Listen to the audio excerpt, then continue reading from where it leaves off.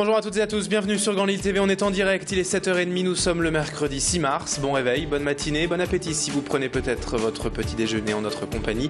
Et bon courage bien sûr si vous partez travailler, restez avec nous durant les 10 prochaines minutes. On va faire un tour complet de l'actualité dans la métropole lilloise, on parlera également météo et trafic en fin d'édition.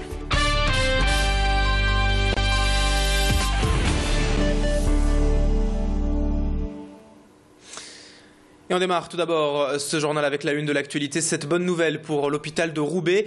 Hier soir, après une très longue réunion et plus de 5 heures de négociations avec leur direction au siège de l'ARS à Lille, les urgentistes ont donc obtenu l'embauche de 2 médecins supplémentaires dans leurs effectifs. Après la démission déjà de leur chef de service il y a 2 semaines, ces 18 urgentistes roubaisiens avaient donc menacé de quitter leur poste collectivement si aucune embauche ne leur était accordée très rapidement.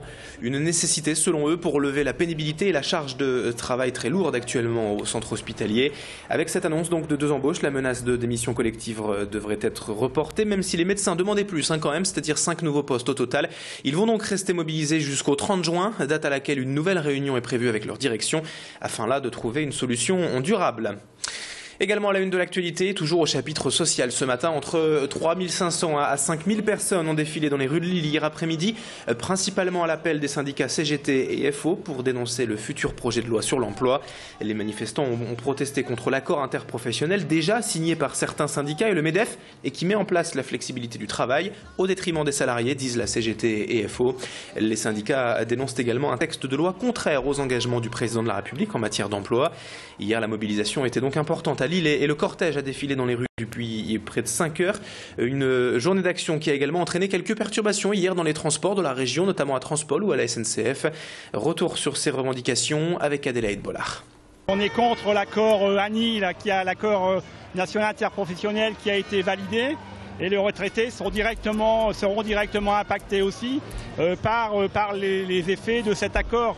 Possibilité de baisser les salaires, ça veut dire à la fin moins de cotisations sociales, donc forcément un impact sur les retraites. Sur la question des salaires ou bien le temps de travail, ça a une incidence forcément par voie de ricochet sur les retraités. Donc on n'est pas seulement là en termes de solidarité avec les actifs, mais bien surtout parce qu'on est directement concerné également.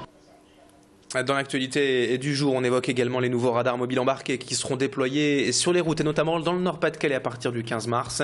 Des moyens de détection de la vitesse très discrets installés à bord de véhicules banalisés et sans flash pour être sûr de ne pas passer donc inaperçus. Le Nord fait d'ores et déjà partie des 18 départements dans lesquels seront implantés ces nouveaux radars, mais déjà les associations d'automobilistes et des avocats mettent en avant les failles du système, car la marge d'erreur serait beaucoup plus importante que pour les radars fixes, et ces radars mobiles ne pourront flasher que les véhicules qui les dépassent, donc par l'arrière, ce qui laisse la possibilité aux automobilistes de contester facilement leur présence au volant. Écoutez à ce sujet Marc Jansou, président de l'Automobile Club du Nord, au micro d'Adélaïde Bollard. C'est une amélioration technologique des radars dits mobiles, mais qui en fait étaient fixes, puisque la voiture était garée le long de la route. Donc on appelle ça maintenant des radars mobiles. Il y a une antenne qui est cachée dans la calandre de la voiture et le flash ne se voit pas pour la simple et bonne raison que c'est un flash infrarouge. Donc on n'est pas alerté par les flashs classiques et traditionnels. Il faut, pour être pris, qu'on dépasse la voiture de la police, puisque en général je suppose que la police va se mettre à l'allure maximum autorisée, mais 110, bon ils vont rouler à 109, et dès que vous les dépassez, évidemment le radar va se déclencher. On part à présent dans cette édition à la découverte des trésors cachés des archives municipales lilloises. Ici, on stocke près de 15 000 documents en tout genre, datant de 1235 à aujourd'hui, et qui témoignent de l'histoire et du passé très riche de la capitale des Flandres. Tout cela consultable gratuitement sur simple inscription et constamment. En fait, les archivistes lillois cherchent à mettre en valeur ces trésors et c'est ainsi qu'est sorti récemment l'ouvrage intitulé « Sentence criminelle de la gouvernance de Lille » de 1785 à 1635. Le document témoigne de la façon dont était rendue la justice à la fin du XVIe siècle à Lille et les terribles sentences rendues à cette époque. Mais la lecture originale du texte était très difficile pour les non-initiés et tout a été donc décrypté par les spécialistes afin de rendre l'ouvrage plus clair pour le grand public. Un travail qui sera d'ailleurs mis en lumière le 14 mars lors d'une conférence à la mairie de Lille. Écoutez ainsi à ce sujet la responsable des archives municipales, Claire-Marie Gros-Claude, au micro de Mathilde Espinas.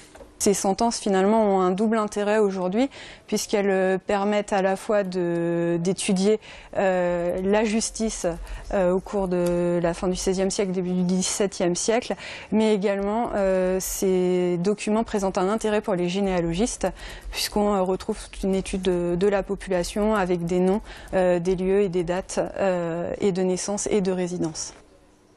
On termine ce journal avec la présentation du Festival du Conservatoire de Lille jusqu'au 29 mars. Les jeunes talents sont à l'honneur à travers 40 représentations durant le mois pour faire découvrir leur travail. Et cette année, c'est le jazz et la musique ancienne qui sont à l'honneur, mais aussi le théâtre et la musique de chambre. Le Conservatoire de Lille veut ainsi mettre en lumière toute la modernité des différents répertoires à travers les époques et pour tous les publics, avec donc plusieurs spectacles programmés.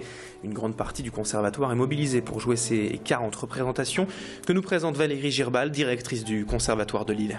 De mettre en valeur à la fois le travail de nos étudiants et le travail de leurs professeurs, et puis de faire connaître le conservatoire, l'APCA, et de faire rayonner donc toutes ces activités dans la ville de Lille. Les concerts de musiques anciennes, par exemple, on va avoir des concerts de cantates de Jean-Sébastien Bach, on va avoir des concerts autour du répertoire de Monteverdi, un concert de l'orchestre de formation professionnelle autour d'œuvres baroques, par exemple de Georg Muffat.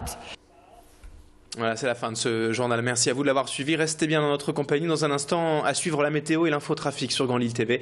Excellente journée à toutes et à tous.